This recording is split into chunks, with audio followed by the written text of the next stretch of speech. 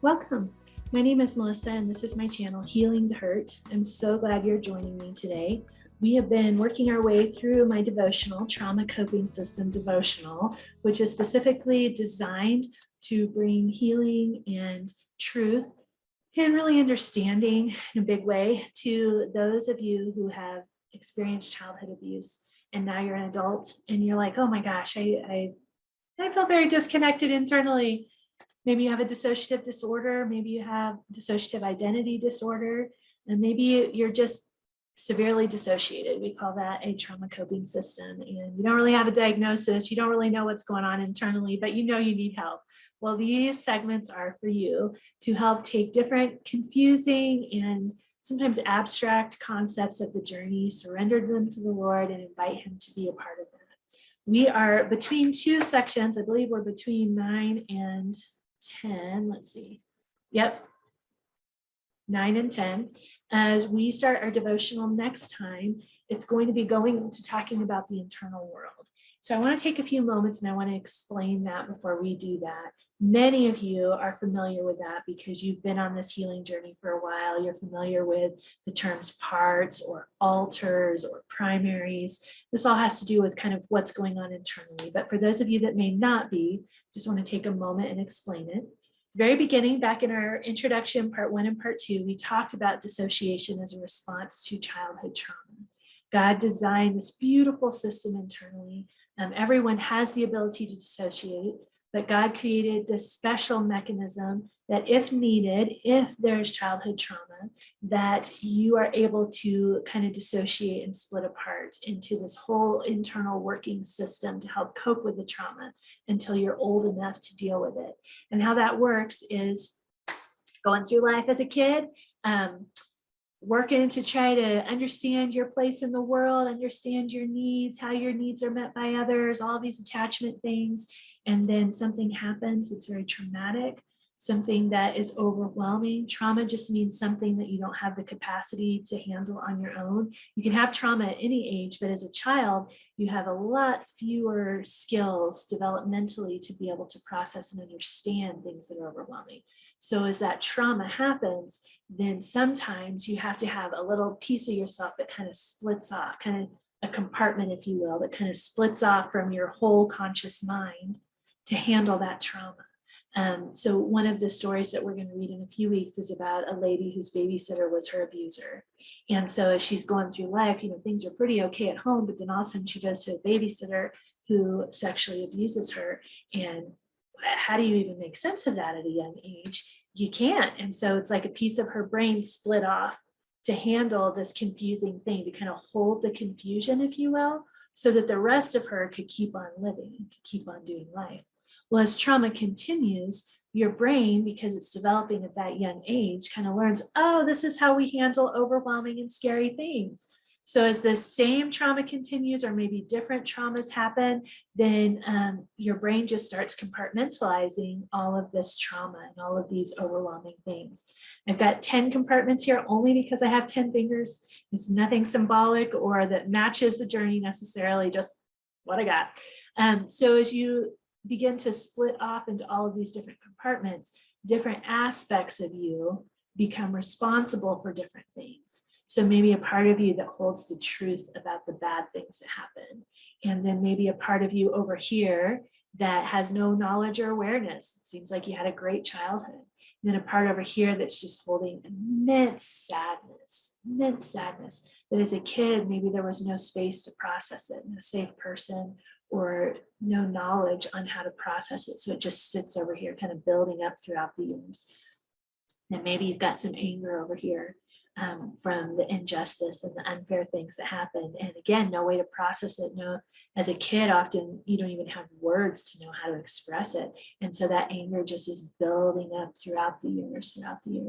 And as this system, this trauma coping system kind of becomes more solidified, if healing doesn't happen in those teen and early adult years, it kind of becomes solidified and can develop into a dissociative disorder or even dissociative identity disorder. And when that happens, there's often a loss of memory of certain childhood events. There's a lot of internal identity confusion. And these different states of mind, we refer to them as self states throughout the devotional, they can take on a full identity of their own. It's so important that this part that's carrying all the knowledge of the bad things stay away from this part that believes that childhood was perfect, normal, and everything was good, that they become so separate that it's like they develop their own identity, their own beliefs. This part may believe the world is completely unsafe. There's nothing good in the world. And this part may believe people love me. Life is good. I'm happy. Believe both things at the same time. You can when you're dissociative, and they just kind of separate out.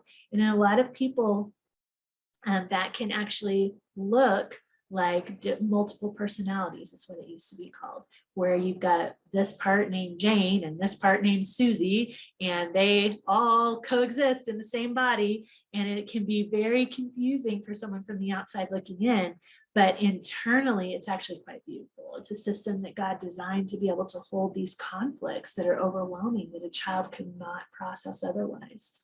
A full adult can have some of these compartments that are still a childlike age, which may be an infant or maybe a 4-year-old or a 10-year-old. And sometimes that has to do with when the trauma happened. There's a lot of different factors that go into the characteristics of these different internal self states, but each of them represent an area that needs healing. And sometimes they're connected. So maybe these 3 self states are connected and there's one area that needs healing and then they all receive healing. You go after one belief or one conflict. And there's a lot of different roads to healing.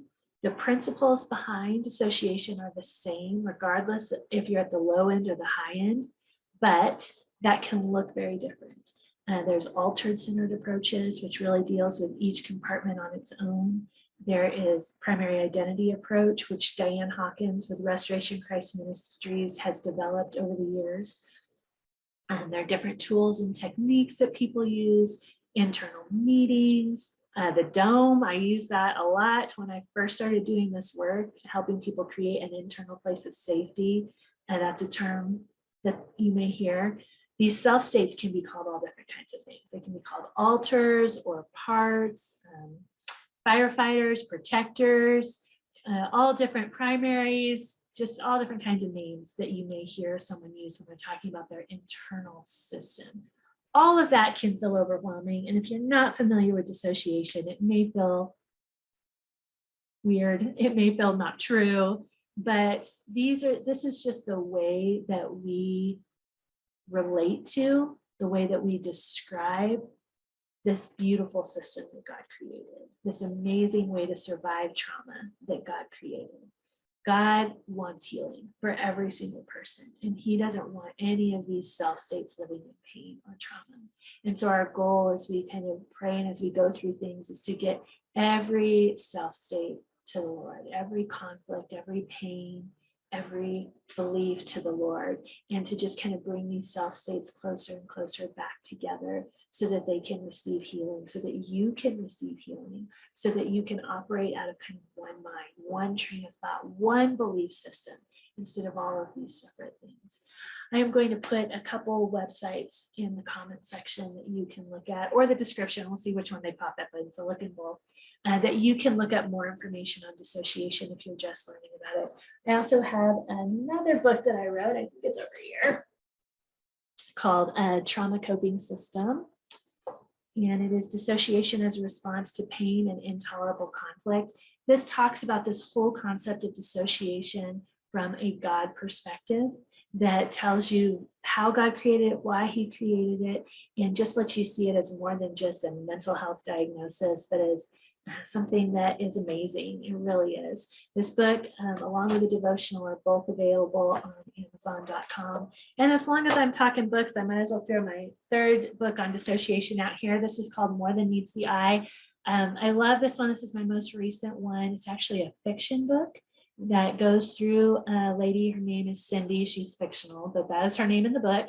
And she is going through her own healing journey of dissociation. And it kind of takes her life and parallels it with the spiritual world and kind of what the Lord is doing on her behalf. So this book is available anywhere books are sold, and you can get any of the 3 of them on Amazon as well. So Thank you for joining me today. We are going to start into some devotionals on the internal world on day 10, which will be the next video that comes out on this dissociative segment that we're doing here on this station, on this channel. I appreciate you guys. I just pray that the Lord meets you right where you are. And I thank you again for joining me.